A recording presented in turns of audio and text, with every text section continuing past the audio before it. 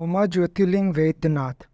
भगवान शिव के 12 ज्योतिर्लिंगों में 9वां धाम वैद्यनाथ है, जो झारखंड के देवधर में स्थापित है। देवधर का अर्थ है देवताओं का घर। वैद्यनाथ मंदिर में श्रावण मास में भक्तों का मेला लगता है। सावन के महीने में जहाँ लाखों श्रद्धालु कांवड़ यात्रा करने आते हैं और भगवान वैद्यनाथ को जल अर्पित करते हैं।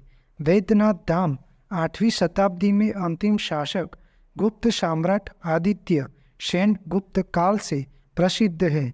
मुगल बादशाह अकबर के बहनोई ने देवधर में एक तालाब बनाया था, जिसे मानसरोवर से भी जाना जाता है। ऐसा प्रतीत होता है कि मुस्लिम शासन में भी इस मंदिर का महत्व बरकरार रहा है। वैद्यनाथ ज्योतिर्लिंग की कथा रावण से जुड़ी हुई है।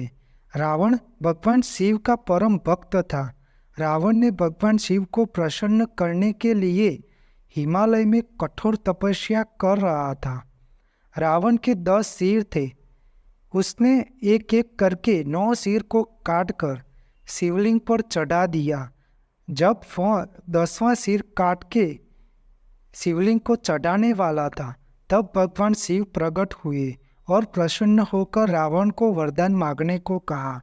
तो रावण चाहता था कि भगवान शिव उसके साथ लंका चलकर रहे, इसलिए उसने वरदान में कामना लिंग को मांगा। भगवान शिव मनोकामना पूरी करने की बात मान गए, लेकिन उन्होंने रावण के सामने एक शर्त रखी।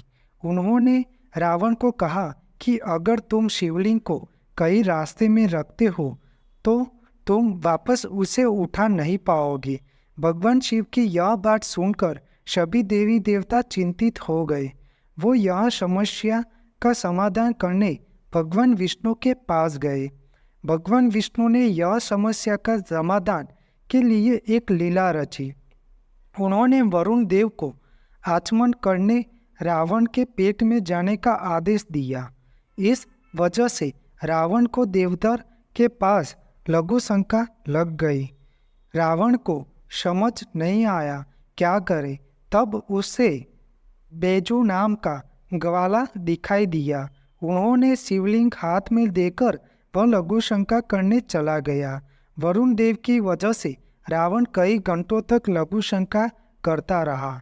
बैजू रूप में भगवान विष्णु ने मौके का फायदा उठाया और शिवलिंग वहीं रख दिया।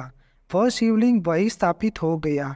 इस वजह से इस जगह का नाम वैद्यनाथ धाम पड़ गया और रावण ने उस शिवलिंग को अपने साथ ले जाने के लिए उठाने की ताकत भी की, लेकिन वह निष्फल हुआ और वापस लंका चला गया। और यह शिवलिंग भगवान शिव के ज्योतिर्लिंग के रूप में स्थापित हुआ। भगवान शिव के यह शिवलिंग की पूजा अर्चना करने से आपने पापों से मुक्ति मिलती है और मन शांत रहता है। यह एक शक्तिपीठ मंदिर भी है। आपको मेरी यह माहिती अच्छी लगी हो तो मेरी चैनल को लाइक, शेयर, कमेंट और सब्सक्राइब करें और बेल आइकन को दबाना ना भूलें। जय स्वामीनारायण।